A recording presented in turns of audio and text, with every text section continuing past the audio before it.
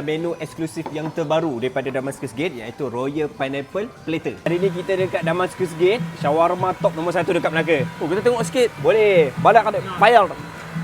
Oh, mantap lah. Moh kita masuk. Welcome to Damascus Gate. Alright. Okey, yang ini adalah menu eksklusif yang terbaru daripada Damascus Gate iaitu Royal Pineapple Platter. Nak buka dulu ni, nenas ni. Dia nak punya buka? presentation. Ya betul, ada Mantap. presentation. Nampak? Alison Baker. Mantap. Alison Baker nampak?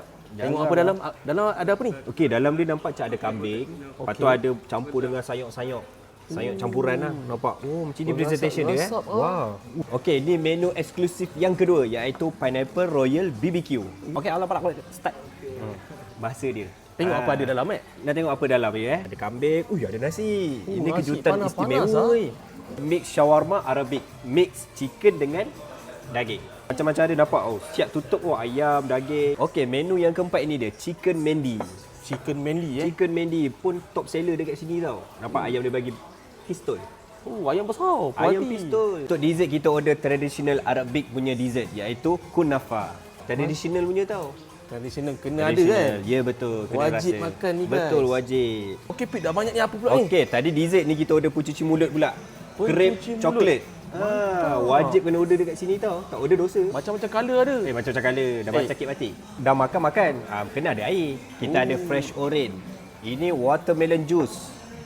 Okey, dan lagi satu ini pudina lemon. Puas hati makan? Puas hati. Mestilah puas hati. Lagi satu, best tau. Bila masuk je kedai ni, terasa macam Arabic punya style tau. Memang Betul. terasa macam dekat negara Arab. Tu dia punya meja dia. Memang style lah dengan bentuk castle-nya. Lepas tu ada meja untuk VIP.